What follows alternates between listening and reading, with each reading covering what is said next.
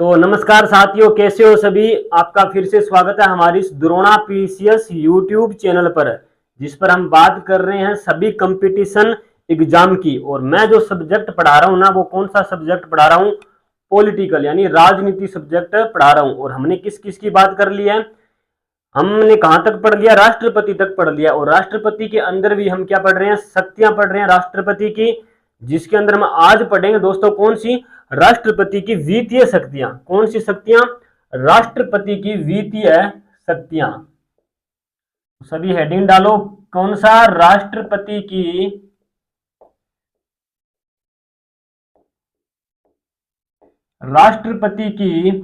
वित्तीय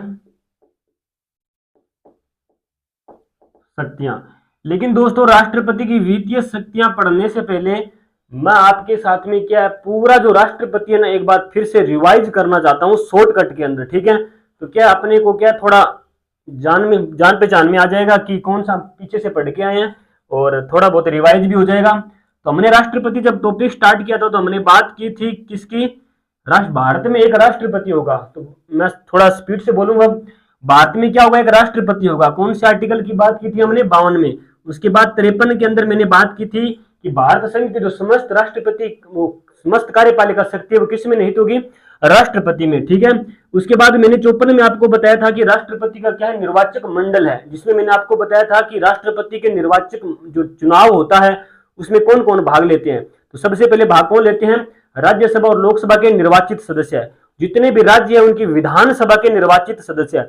फिर मैंने आपको एक बात बताई थी, 17वां संविधान संशोधन 1992 के तहत दिल्ली और जो पुदुचेरी है उसके विधानसभा के निर्वाचित सदस्य हैं। 55 में मैंने बात की थी कौन सी? राष्ट्रपति की निर्वाचन प्रणाली। और कौन सी निर्वाचन प्रणाली? एकल संक्रमणीय अनुपातिक प्रतिनिधित्व प्रणाली का यूज किया जाता है। 56 में क्या किया जाता है? कार्यकाल। राष्ट्रपति का कार्यकाल मैंने आपको किस में बताया था? 56 के अंदर। कितना कार्यकाल होता है? 5 साल होता है। कब से होता है? पद ग्रहण से होता है। दूसरी इसमें बात की थी, राष्ट्रपति क्या है? जो त्याग पत्र किसको देगा? उपराष्ट्रपति को देगा। इसी के अंदर एक बात और नोट की थी हमने कि जो महाभियोग की बात कही गई है कि जब राष्ट्रपति क्या है? संविधान का उल्लंघन करता है, अतिक्रमण करता है, तो क्या राष्ट्रपति को हटाया जा सकता है? किस? महाभियोग की प्रक्रिया के द्वारा। लेकिन प्रक्रिया वो 61 के अंदर है। 57 में क्या है? उसका जो पुनर्चुनाव करवाना। 58 में क्या था? योग्यता, जिसमें मैंने आपको बताया था राष्ट्रपति की कितनी योग्यता है? 3 योग्यताएं। नंबर 1 क्या बताया था मैंने आपको? भारत का नागरिक होना चाहिए। दूसरा मैंने क्या बताया था? लाभ के पद पर नहीं होना चाहिए। तीसरा मैंने आपको बताया था कि लोकसभा का सदस्य बनने जैसी क्या होनी चाहिए? योग्यता होनी चाहिए। 59 में मैंने बताई थी आपको शर्त, और 60 में मैंने बताई थी आपको शपथ। तो राष्ट्रपति को जो शपथ कौन दिलाता है? सर्वोच्च न्यायालय का मुख्य न्यायाधीश दिलाता है। और 61 में मैंने आपको बताई थी महाभियोग की प्रक्रिया। क्या बताई थी मैंने? महाभियोग की प्रक्रिया जो राष्ट्रपति के विरुद्ध लगाई जाती है, वो उसकी जो प्रक्रिया, उसका जो प्रारूप कैसा रहता है, वो मैंने बात की थी किसमें? 61 के अंदर। फिर मैंने की थी बात शक्तियों के अंदर, और उसके बाद में मैंने बात की थी आपको कौन सी? कार्यपालिका शक्तियां। कौन सी? कार्यपालिका शक्तियां। और कार्यपालिका शक्तियां में मैंने बात की थी 53 में, भारत संघ की समस्त कार्यपालिका शक्ति किसमें होगी? राष्ट्रपति में निहित होगी। 77 के तहत क्या है? जो समस्त शासन संबंधी कार्य किसके तहत किए जाएंगे? राष्ट्रपति के तहत किए जाएंगे। उसके बाद मैंने आपसे बात की थी कौन सी? 263 केंद्रीय अंतर्राज्यीय परिषद की। ठीक है, उसके बाद में मैंने आपसे बात की थी किसकी? 263 के बाद में मैंने आपसे बात की थी 239, और उसके बाद 240 के अंदर एससी आयोग का गठन, एसटी आयोग का गठन, और उसके बाद 241, और फिर उसके बाद में मैंने बात की थी 242 की। ठीक है, फिर हमने पढ़ी थी कौन सी? न्यायपालिका शक्तियां। कौन सी? विधायी शक्ति। विधायी शक्ति में मैंने बात की थी 79 अनुच्छेद की। इसमें एक संसद होगी जिसके क्या होंगे? 2 सदन होंगे और 3 अंग होंगे। ठीक है, उसके बाद 80 में 3 में मैंने बताया था कि राष्ट्रपति क्या है? राज्यसभा में कितने सदस्य मनोनीत करेगा? 12 सदस्य मनोनीत करेगा। उसके बाद में बात की थी मैंने 331 की, 2 सदस्य मनोनीत करेगा किसमें? लोकसभा में। लेकिन वर्तमान में ये अनुच्छेद क्या है? निष्प्रभावी हो चुका है। उसके बाद में मैंने बात की थी 85 की। 85 में क्या है कि जो आहूत करेगा, संसद की जो बैठक है, स्तर मतलब स्तर है, उसको आहूत करना, समाप्त करना। ठीक है, 86 में क्या भाषण बताया था। 87 में मैंने क्या बताया था? विशेष अभिभाषण की बात की थी। उसके बाद में मैंने बात की थी 99, मतलब संसद के सदस्यों को शपथ कौन दिलाता है? राष्ट्रपति दिलाता है। उसके बाद में 102 के अंदर बात की थी हमने किसकी? संसद के सदस्यों का निर्धारण, अयोग्यताओं का जो निर्धारण है, ठीक है। और 103 में अयोग्यताओं का जो निर्धारण करता कौन है। उसके बाद में मैंने बात की थी 108 की, क्या?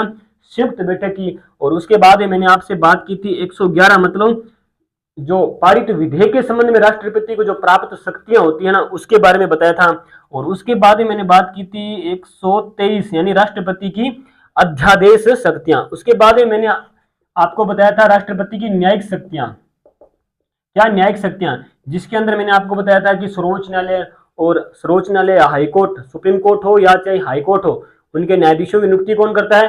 राष्ट्रपति करता है, ठीक है। सर्वोच्च न्यायालय के न्यायाधीश को शपथ कौन दिलाता है? राष्ट्रपति। और हाईकोर्ट में राज्य के अंदर कौन दिलाता है? राज्यपाल दिलाता है। जिसमें क्या मैंने आपसे बात की थी 43 में, क्या है? सर्वोच्च न्यायालय, राष्ट्रपति का जो सर्वोच्च न्यायालय से क्या है? परामर्शी क्षेत्राधिकार। किस, कौन सा अधिकार? परामर्शी क्षेत्राधिकार,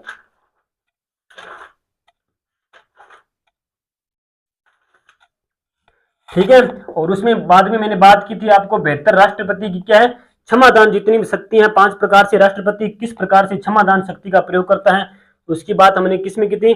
72 नंबर आर्टिकल के अंदर की थी, ठीक है।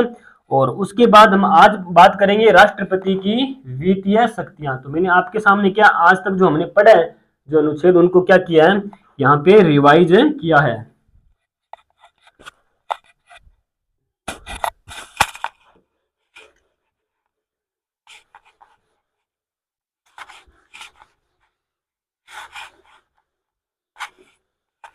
अब हम कौन सी शक्ति पढ़ेंगे? राष्ट्रपति की वित्तीय शक्तियां।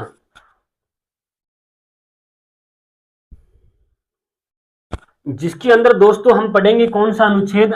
आर्टिकल, अनुच्छेद 112। और आर्टिकल दोस्तों 112 में क्या लिखा हुआ है? राष्ट्रपति है जो वार्षिक वित्तीय विवरण यानी बजट पेश करवाता है। कौन करवाता है? राष्ट्रपति पेश करवाते हैं, ठीक है। तो राष्ट्रपति क्या करता है? राष्ट्रपति वार्षिक वित्तीय विवरण, विवरण यानी बजट पेश करवाते हैं। क्या लिखा हुआ है? राष्ट्रपति वार्षिक वित्तीय विवरण बजट पेश करवाते हैं। और इसमें दूसरी बात इसमें लिखी है कि धन विधेयक, क्या? धन विधेयक वह अनुदान मांगे, वह अनुदान मांगे, क्या? धन विधेयक व अनुदान मांगे राष्ट्रपति की पूर्वानुमति से ही लोकसभा में पेश की जाती है। लोक सभा में पेश की जाती है। क्या इसमें पहली बात है कि जो बजट की बात होती है, हम जो राष्ट्रपति हर साल के वार्षिक वित्तीय विवरण बजट पेश करवाते हैं, वो किस में है? आर्टिकल 112 में, जिसमें क्या राष्ट्रपति वार्षिक वित्तीय विवरण यानी बजट पेश करवाते हैं। और दूसरी बात इसमें क्या? धन विधेयक। किस किस की बात हो रही है? धन विधेयक। और किसकी? अनुदान मांगों की क्या बात हो रही है? अगर लोकसभा में पेश करना है ना धन विधेयक को, अनुदान मांगे हो या वित्तीय विधेयक हो, तो राष्ट्रपति से पहले अनुमति लेनी पड़ेगी। और अनुमति लेने के बाद पहले उसे कहां पर पेश किया जाएगा? लोकसभा के अंदर पेश किया जाएगा। इसके अंदर ऐसा नहीं है कि हम कहीं भी पेश कर सकते हैं, राज्यसभा में पेश कर सकते हैं। पहले किस में पेश करना होगा? लोकसभा के अंदर पेश करना होगा। तो आर्टिकल 112 में क्या लिखा हुआ है? राष्ट्रपति वार्षिक वित्तीय विवरण बजट पेश करवाते हैं एवं धन विधेयक व अनुदान मांगे हैं जो राष्ट्रपति की पूर्वानुमति से ही क्या की जाती है? पेश की जाती है। तो एक बार आप इसका स्क्रीनशॉट लीजिए।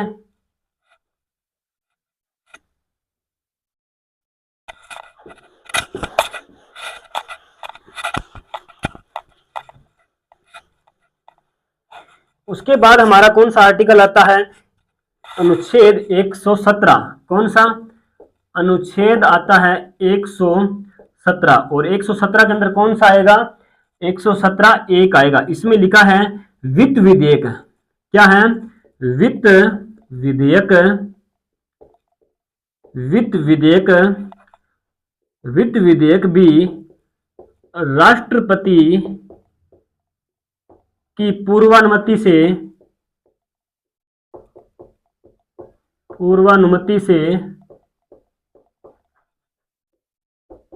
लोकसभा में पेश किया जाता है। मतलब आर्टिकल 117 के अंदर क्या लिखा हुआ है, 117(1) के अंदर क्या लिखा हुआ है, अगर वित्त विधेयक क्या करना है, लोकसभा में पेश करना है, तो उससे पहले किसकी अनुमति लेनी होगी, राष्ट्रपति की अनुमति। अगर राष्ट्रपति उसकी अनुमति देता है, उसके बाद ही क्या है, उसको लोकसभा के अंदर पेश किया जाता है। लेकिन और जो विधेयक होता है, जैसे साधारण विधेयक होता है, उसमें क्या पहले राष्ट्रपति की अनुमति लेना जरूरी नहीं होती। वो साधारण जो विधेयक है हम उसको कहीं भी पेश कर सकते हैं, पहले या तो राज्यसभा के अंदर या फिर उसको लोकसभा के अंदर, लेकिन पारित दोनों से होना जरूरी है। ये क्या है, और उसके बाद पारित होने के बाद राष्ट्रपति क्या करता है, उस पर हस्ताक्षर करता है। लेकिन इसमें क्या उल्टा है, इसमें धन विधेयक हो या वित्त विधेयक हो, ठीक है, वित्त विधेयक की बात किसमें की गई है, आर्टिकल 117 के अंदर की गई है। इसके अंदर क्या है कि पहले आपको राष्ट्रपति की अनुमति लेनी पड़ेगी, और जब आपको राष्ट्रपति अनुमति देगा तो क्या है, उसको फिर लोकसभा में पेश किया जाएगा, और लोकसभा के बाद राज्यसभा में पेश किया जाएगा, और उसके बाद में क्या है, वो जो वित्त विधेयक है वो पारित हो जाएगा। उसके बाद में राष्ट्रपति की अनुमति लेने की बात जरूरत नहीं है, क्योंकि राष्ट्रपति की अनुमति क्या हमने सबसे पहले ले ली है। तो वित्त विधेयक भी राष्ट्रपति की पूर्वानुमति से लोकसभा में पेश किया जाता है। फिर अनुच्छेद आता है 267। कौन सा अनुच्छेद, 267। इसके अंदर दोस्तों लिखा हुआ है, देश की आकस्मिकता निधि पर किसका नियंत्रण होगा, राष्ट्रपति का नियंत्रण होगा। तो इसमें लिखा है, देश की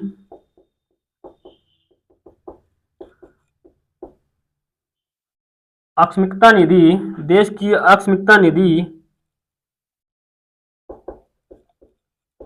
पर राष्ट्रपति का नियंत्रण होगा।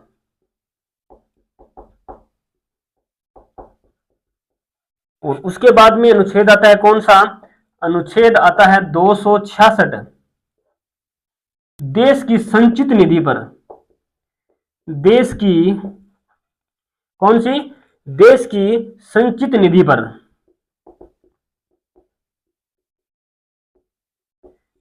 पर किसका नियंत्रण होता है, संसद का नियंत्रण होता है। संसद का नियंत्रण होता है। क्या लिखा है इसमें, 267 में लिखा है कि देश की आकस्मिकता निधि पर किसका नियंत्रण होगा, राष्ट्रपति का नियंत्रण होगा। और जो संचित निधि है उस पर किसका नियंत्रण होगा, संसद का नियंत्रण होगा। तो आपको दो आर्टिकल ध्यान रखने हैं। 267 में क्या ध्यान रखना है, राष्ट्रपति का नियंत्रण किस पर, आकस्मिकता निधि पर, ठीक है। और 266 में किसका नियंत्रण, संसद का नियंत्रण, और किस पर, संचित निधि पर, ठीक है, संचित निधि पर किसका, संसद का नियंत्रण। और आर्टिकल 117 में क्या है, वित्त विधेयक को जब भी लोकसभा में पेश करना होगा तो उससे पहले क्या लेनी होगी, अनुमति किससे लेनी होगी, राष्ट्रपति से अनुमति लेनी होगी। तो आर्टिकल 117(1) और 267 और 266 आपको समझ आया होगा। तो इसका आप एक बार स्क्रीनशॉट लीजिए।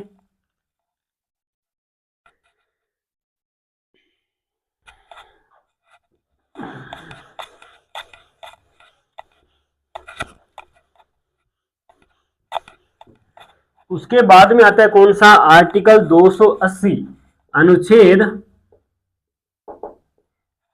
अनुच्छेद 280 के अंदर दोस्तों क्या लिखा हुआ है, राष्ट्रपति प्रत्येक 5 साल के पश्चात क्या करता है, केंद्रीय वित्त आयोग का गठन करता है। क्या, राष्ट्रपति द्वारा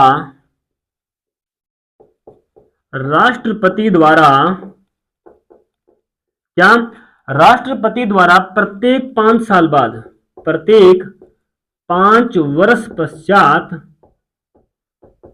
पश्चात केंद्रीय वित्त आयोग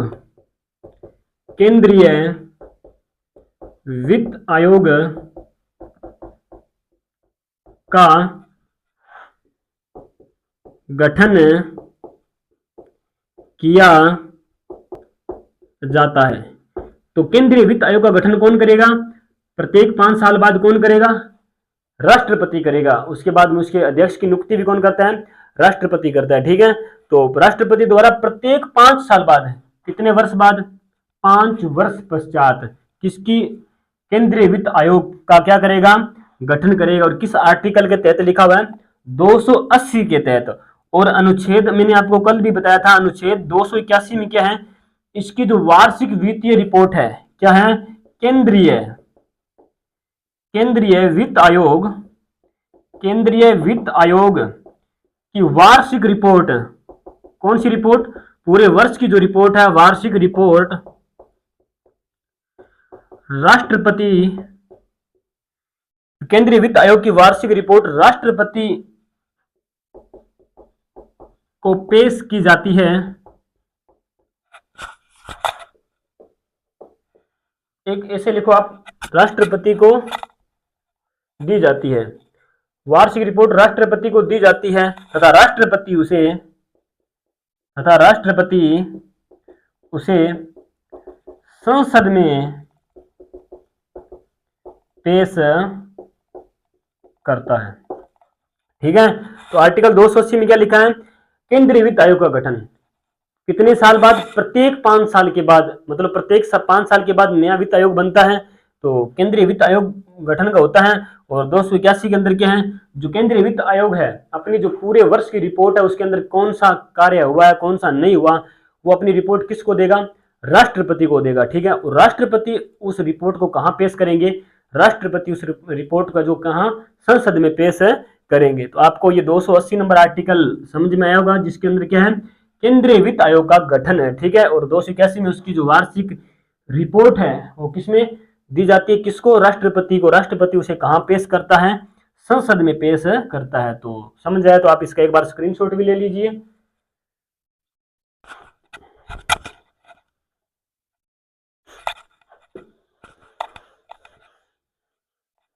राष्ट्रपति की वित्तीय जो शक्तियां क्या हो गई? हमारी कंप्लीट हो चुकी है। अब मैं बात करूंगा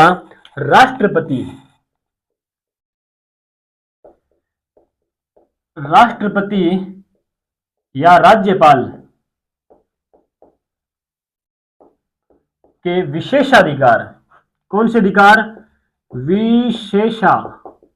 मतलब राष्ट्रपति और राज्यपाल एक ही अनुच्छेद है। कौन सा? विशेषाधिकार है। कौन से आर्टिकल के अंदर?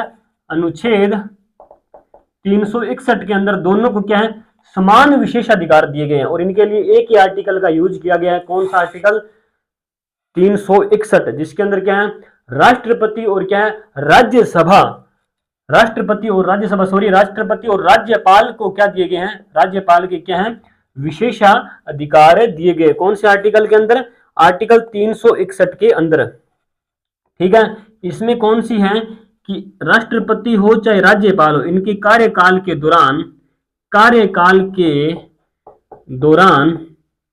क्या है? कार्यकाल के दौरान फौजदारी, कौन से मामले? फौजदारी या कह दूं मैं दंडिक मुकदमा दर्ज नहीं होगा। कौन सा नहीं होगा? अगर राष्ट्रपति हो या राज्यपाल हो, अगर वो क्या है? अपने पद पर कार्यरत है, तो उसके विरुद्ध कौन सा मुकदमा दर्ज नहीं होगा? फौजदारी और कौन सा? दांडिक मुकदमा है वो दर्ज नहीं होगा। मतलब कार्यकाल के दौरान फौजदारी और दांडिक मुकदमा दर्ज नहीं होगा। दूसरी बात दोस्तों इसके अंदर लिखी है, यदि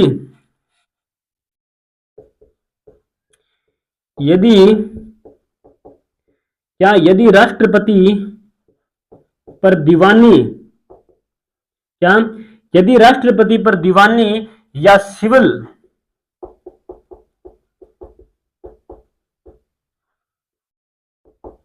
मुकदमा दर्ज करना है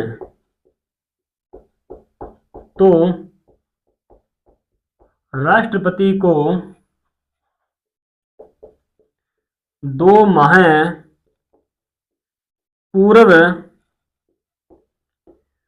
सूचना देनी होगी। क्या है?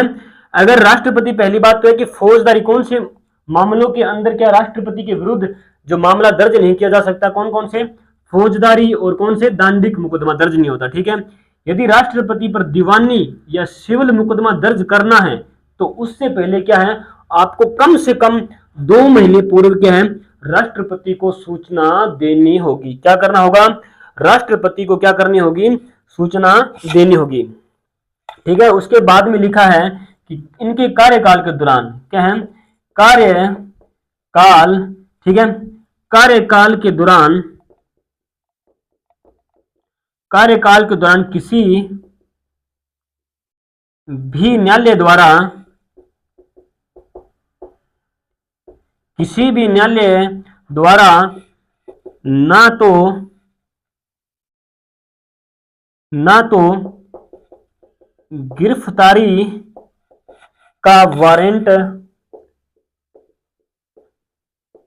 जारी किया जा सकता है, ना ही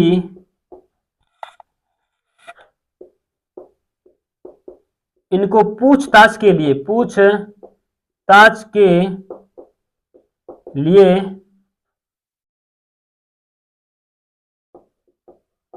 बुलाया जा सकता है। इसमें कौन कौन से ध्यान रखना है कि कार्यकाल के दौरान क्या न्यायालय ना तो इसे राष्ट्रपति या हो या राज्यपाल हो इसे गिरफ्तार करने का वारंट जारी कर सकता है, ना ही उससे क्या है, उसे क्या है, पूछताछ के लिए क्या है, बुलाया जा सकता है। उसके बाद लिखना आप एक टॉपिक और है,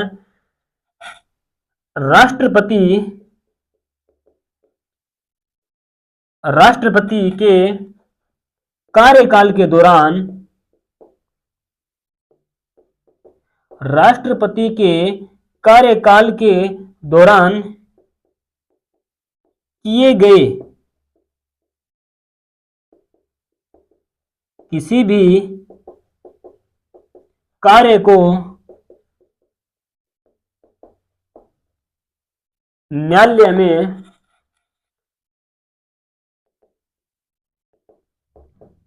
चुनौती नहीं दी जा सकती, नहीं दी जा सकती।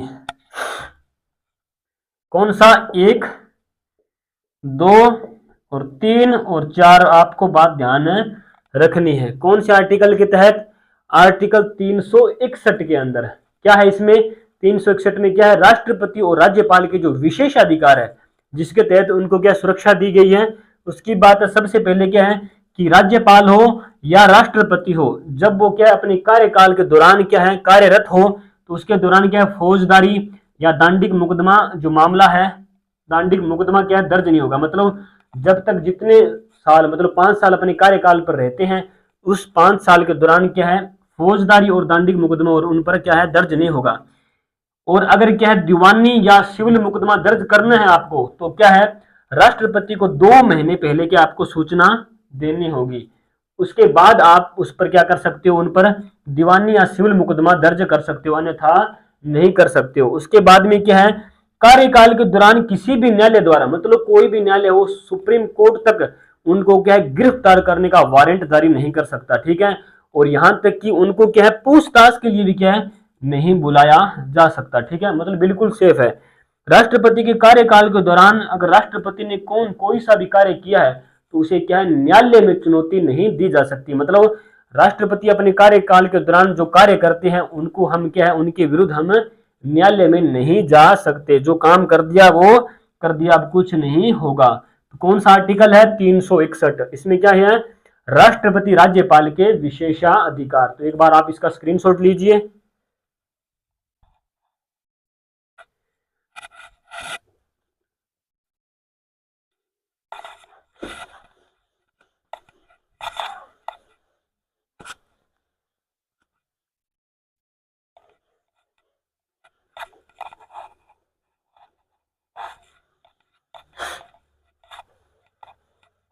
अब दोस्तों हमारी जो शक्तियां, अंतिम जो शक्ति रही है कौन सी, आपातकालीन शक्तियां। कौन सी, राष्ट्रपति की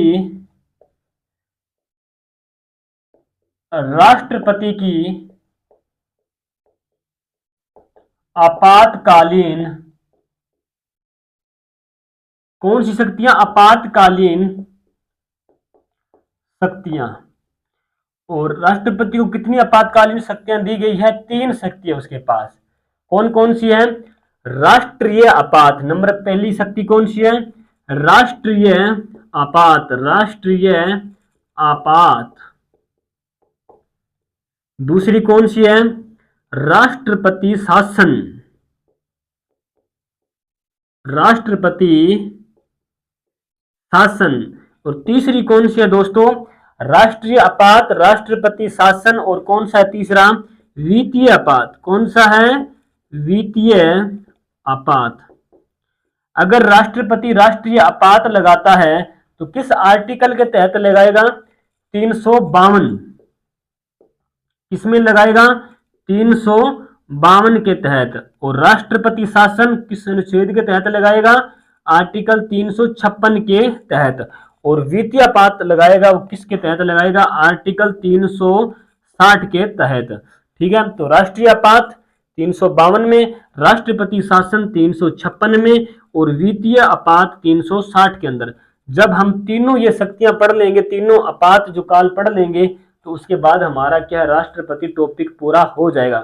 तो लेकिन ये छोटे नहीं है, काफी बड़े हैं। राष्ट्रीय आपात आज तक क्या है, इस जो है शक्ति का राष्ट्रपति ने कभी क्या इस्तेमाल नहीं किया है, क्योंकि इसकी जरूरत भी नहीं पड़ी। एक बार जरूरत पड़ी थी लेकिन उसको क्या है वैसे ही सेट कर दिया था। तो इन दोनों का क्या है लागू किया जा सकता है। राष्ट्रपति शासन मतलब राष्ट्रीय आपात, राष्ट्रपति शासन किसी राज्य में जारी किया जाता है, और जब क्या है उसकी किसी विधानसभा भंग हो जाए या कोई कंट्रोल से बाहर हो जाए, तब क्या इन शक्तियों का राष्ट्रपति प्रयोग करता है। तो कल हम पढ़ेंगे राष्ट्रीय आपात, और परसों हम पढ़ेंगे राष्ट्रपति शासन, और दोनों वित्तीय आपातकाल। ये दोनों छोटे ही है, ध्यान रखना। ये काफी बड़ा है, ये भी बड़ा है, लेकिन ये छोटा है, इसको हम इसके साथ पढ़ लेंगे। अगर आज हमने इसको पढ़ा तो क्लास क्या है काफी लंबी चली जाएगी। तो आज के लिए बस इतना ही। आशा करता हूं कि आपको पढ़ाया गया है जो वो समझ आ रहा होगा, क्योंकि जो राष्ट्रपति हमने क्या शॉर्ट नहीं पढ़ा, बिल्कुल भी काफी डीप पढ़ा है, जिसके तहत क्या आप किसी भी कंपटीशन की तैयारी कर रहे हो ना, तो इसकी क्लास लगा सकते हो। ठीक है, तो अगर वीडियो अच्छा लगता है ना तो वीडियो को लाइक करके और इस द्रोणा पीसेस चैनल को क्या सब्सक्राइब कर लिया करो, ताकि क्या जब भी नई क्लास अपलोड होती है ना तो आपके पास जस्ट नोटिफिकेशन पहुंच जाता है। तो जय हिंद, जय भारत, राधे राधे।